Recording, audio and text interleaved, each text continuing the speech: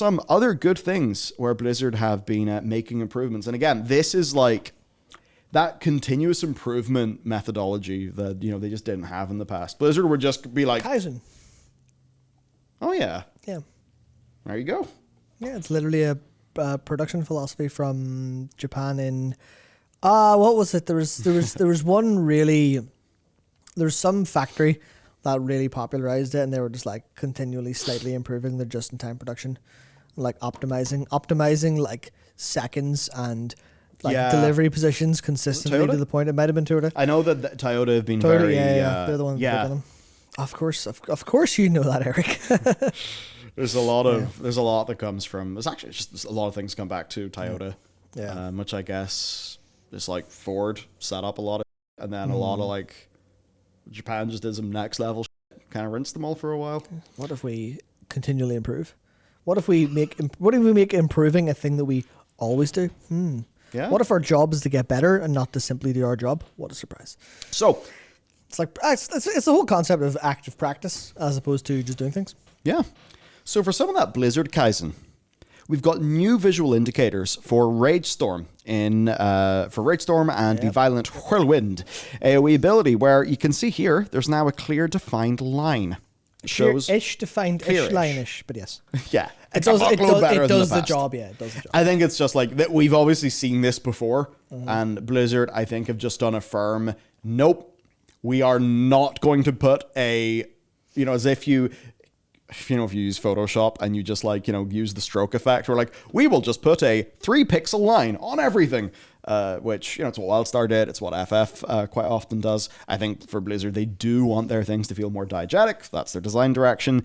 But yeah, look, they're just adding these things in. We saw it before the patch came out, and since the patches came out, they've been continually trying to improve that sort of thing. And as what...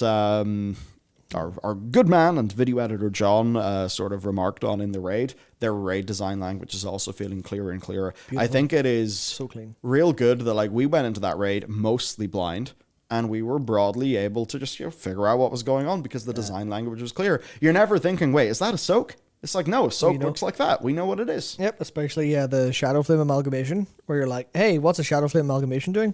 Obviously, they tutorialize the mechanic by going, Flame does a soak, Shadow does a spread. Together, they do a soak and spread, which sounds like a weird knockoff, like water gun, a soak and spread, like a knockoff water shotgun. But it is straight up. Hey, you see it's a soak, and then you see it's a proximity fall off, and you look at it, you go, yeah, I know that. Not even like, oh, I know that because I know what that's called. Is you just look and go, yeah. I don't have to look at this ability. I don't have to look it up. I don't have to open the dungeon journal. I just know. Yeah. That said, you still have to open the dungeon journal for a lot of things, and that's fine, but yeah. And to continue then, so if you take the left side path after the first boss, don't, because Never it's still harder. But they have heavily reduced damage from the Stalker's Scented Meat ability.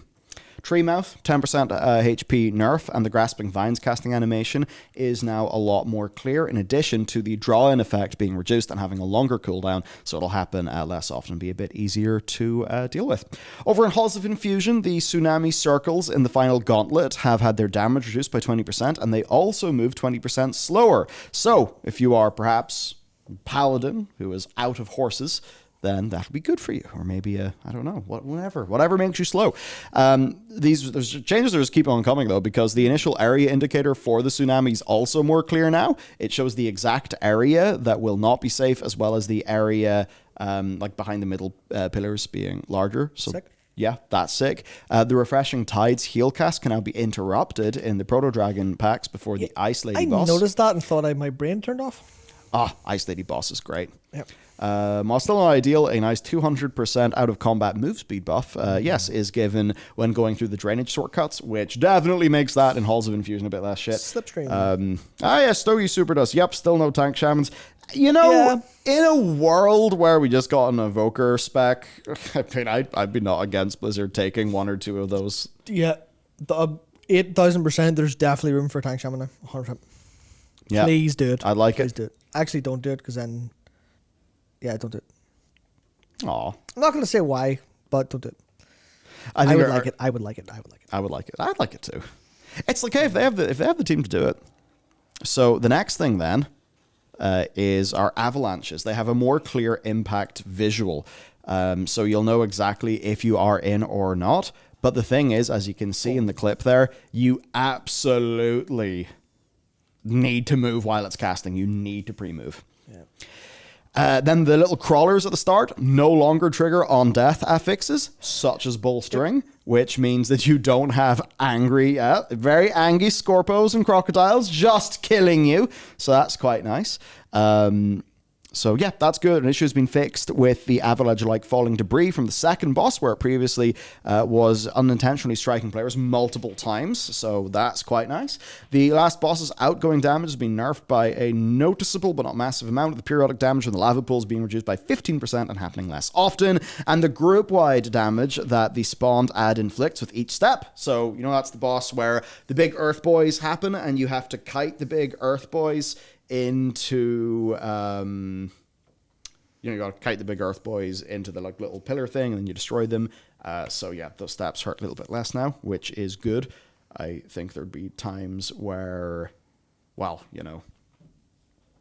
people would be bad. It's they'd be bad at positioning, but you'd really be punished for it. I think we had one of those, we were fucked, and it was just barrier will be fine, and we were very lucky. And then there was another one where, was it? No, I don't know if you were in this one, but I ended up soloing the boss for the last 30%. Yeah. On my druid. Was that the one you were in? Honestly, my brain's turned to dust, man. I don't know.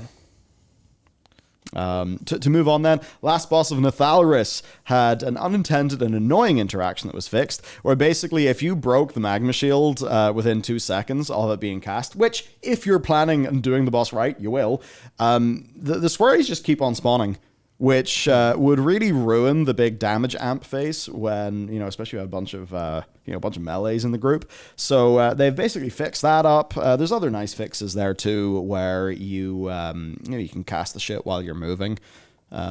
Stuff like that. You have the little trinkets you pick up. So that's all nice. For Ultiman, the shocking quake periodic damage from the spawned totem of the second boss reduced by 20%. I believe on Tyrannical that was a big fisting. Still pretty rough on high keys in Fortified. Vortex Pinnacle.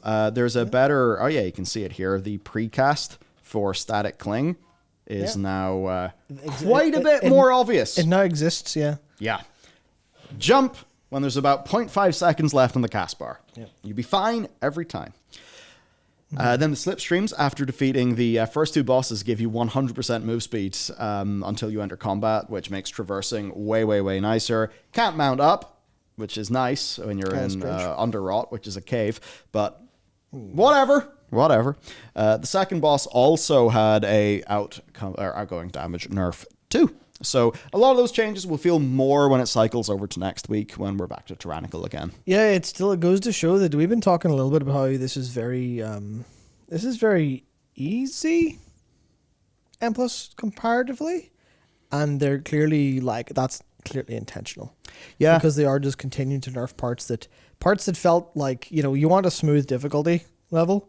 This still had spikes in these specific indications of, hey, this is really hard and it's unavoidable damage, so how do you power through it? You need gear to power through it. You can't get over it with skill a lot of the time. So they just went, oh, well, we're coming in with, effectively, I guess, a steamroller is the example I use. There's little bits and difficulties bumped up, and they're coming in a steamroller going, oh, flatten that down, flatten that down, flatten that down. So no one's ever going through and going, hey, I should be able to do this. I should be able to do this because I got to the last boss and I'm not doing any mechanics wrong, but we have a big problem because we're still dying. What's going on? And they're trying to make sure it's if you know what you're doing and you see things happening and you jump for Static Cling, you'll be fine. As long as you're obviously doing enough damage and healing for your key, which is very good. I'm impressed with the quality of changes, but as Akaria said, yeah, the speed of changes has been good too. I'm really impressed with that. Yeah. Very, very, very happy this season, to be honest, especially with outside of some tuning issues and some bugs. It started way better than season 1 did. Oh boy, that's for sure. Which means season 3 is going to be really very good, I think. That's the thing. Impressive thing. Maybe we'll talk about it more, but the thing that's like the most important to me is they have, I don't want to say, oh, classes are better forever, but they've basically fixed talents, Yeah, they could still unfix them, but Oh yeah, but like as is evident by how quickly they tune classes and do design changes, whatever's happened, they are able to use the new talent system to tune and balance and tweak things better now. They have more ways to fix up the classes. So it's like they've solved that. They have a new framework for professions. They've solved that. They have a framework for gear. They've solved that. Like, the fundamental pillars of World of Warcraft are like quite fixed now. Whereas in the past, it was like the content almost didn't matter because all the pillars, all the fundamentals of the game were fucked. The next thing they need to do is fix up PvP, I think. I think the PvP players absolutely deserve so much more than they're getting. And we do know that Halinka has a larger team on the PvP side and that they do intend to ship things like Battlegrounds. I think that that is just a initiative that is perhaps started up a little bit later. And also that's the kind of initiative that's going to take time because that's ironing out design language for new Battlegrounds. Yeah. That's figuring out the process of shipping them. There's a lot of questions to ask there. Whereas in this case, and to be fair, there are a lot of questions to ask for the upgrade system. But for making M+ good by fixing things, that's iteration. That's not brand new creation. That's going, well, that needs to be better. That needs to be better. That needs to be better. That doesn't have as much run-in time as setting up a pipeline for delivering PvP content after not delivering PvP content for 20 years. It's like you can't just scramble to get some shit out. Yeah, you can, but it's not the right thing to do. Yeah. The right thing to do is to set it up so you can really deliver consistently in the future.